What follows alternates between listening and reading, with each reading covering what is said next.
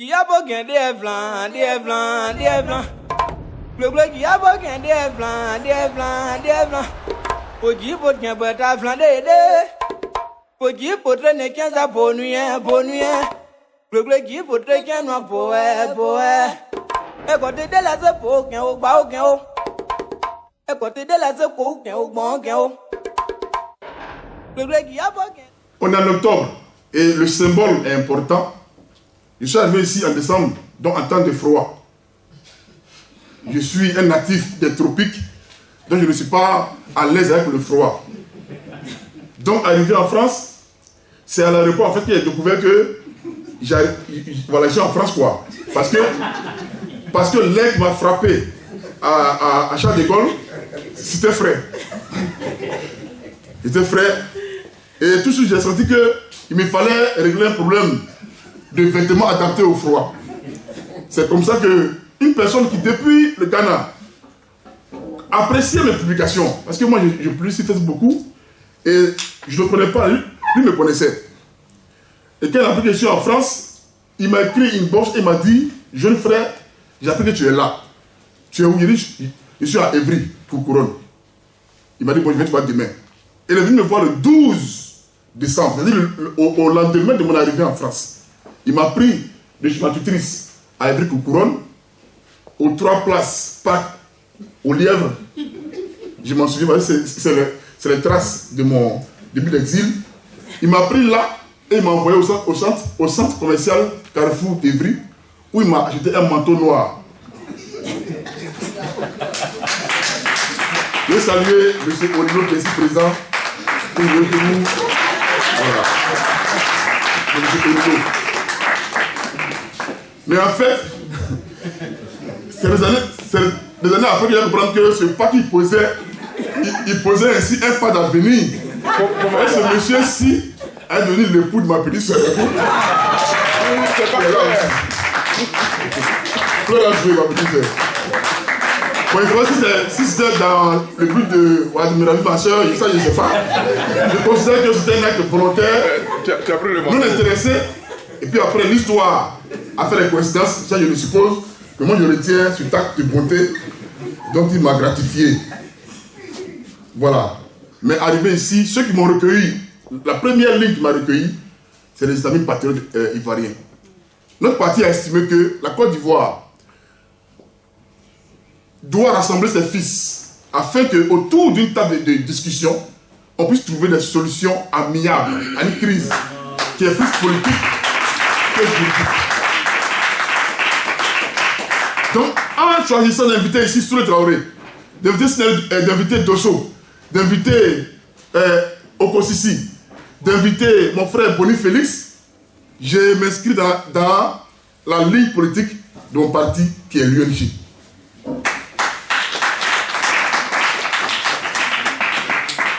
En faisant ici, je suis aussi à l'aise parce que l'homme politique, dont le combat politique m'a donné l'envie de faire la politique, est aussi inscrit dans cette dynamique.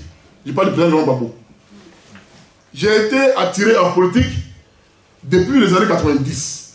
Lorsque, encore élève à Beauville, j'ai entendu qu'un monsieur avait commencé à dire la vérité à Houphouët-Boigny. Parce que alors, à cette époque, parler à Houphouët-Boigny était comme un mythe. Donc le défier était comme une folie dans les indicateurs objectifs. Le chef de l'État a fait promulguer une loi d'amnistie qui amnistiait tous les faits qui sont produits dans la période qu'on appelle communément la crise post-électorale. C'est-à-dire qu'à partir du moment où l'État de Côte d'Ivoire, la législation ivoirienne a décidé d'amnistier tous les faits de cette période, j'étais en droit de ne pas craindre d'éventuelles poursuites judiciaires liées à cette période, au cas où on estimerait que je pourrais répondre de certains actes. Donc juridiquement, j'estimais que j'étais protégé. Il y a aussi des indicateurs subjectifs qui sont pour moi sur deux points. Il y a le discours politique des acteurs eux-mêmes. Le leader de mon parti, Stéphane Pipré, appelait tous les jours à un dialogue politique inclusif, ce qui signifie un rassemblement des acteurs pour pouvoir parler de la Côte d'Ivoire.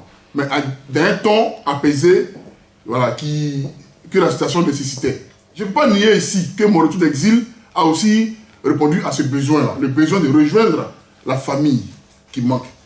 Parce que puisqu'à beau faire les réglages ici à Paris, ça ne remplace jamais le blé de ma mère.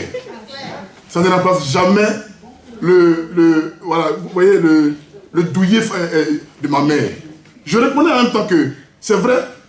Et d'ailleurs, sur ça, quand j'ai lu l'histoire des hommes politiques de ce monde qui ont connu l'exil, les Lénine, les Trotsky et autres, j'ai observé que personne, aucun leader politique de ce monde n'est revenu d'exil d'un pays acquis à sa cause. Il y a toujours un inconnu dans l'équation. Et l'inconnu, c'est l'aspect sécuritaire. Tu ne peux jamais être sûr à 100% qu'il ne t'arrivera rien quand tu vas rentrer d'exil. Tu ne peux pas. Mais il faut faire face à un moment donné. Quand Dieu veut que les oiseaux chantent, il ne les convoque pas. Il ne parle pas à eux. Il sort le soleil. Et puis il se met à la fenêtre, puis il regarde. Et les oiseaux chantent. J'ai été en Côte d'Ivoire. J'ai été chez moi en Bleulequin. Et Dieu merci, je suis revenu. Après 3 semaines de séjour en Côte d'Ivoire, il ne m'est rien arrivé, Dieu merci.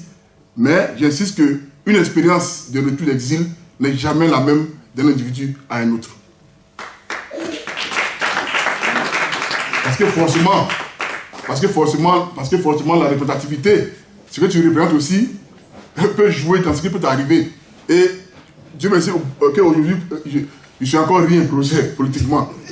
Donc je ne gêne personne. Voilà. Donc heureusement, il s'est passé entre les mailles du filet. Et j'espère que pour mon leader, quand le juge viendra pour lui de pouvoir rentrer d'exil, comme lui, il représente plus que moi, je parle du président Stéphane Dupré, comme lui, il est politiquement plus attendu que moi, j'espère que pour ce qui le concerne, tout sera mis en œuvre, que l'État va tenir parole pour que rien ne lui arrive, qu'il sera sur la tête de ses ancêtres. Voilà. Voici ce qui est de mon retour d'exil.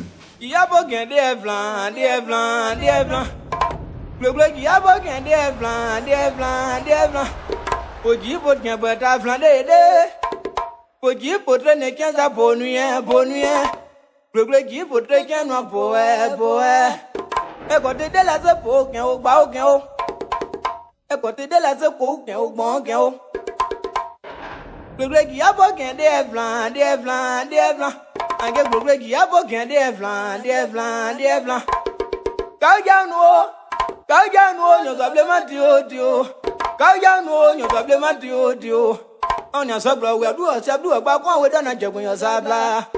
I'm by ye blue, I'm by ye blue, to a combat.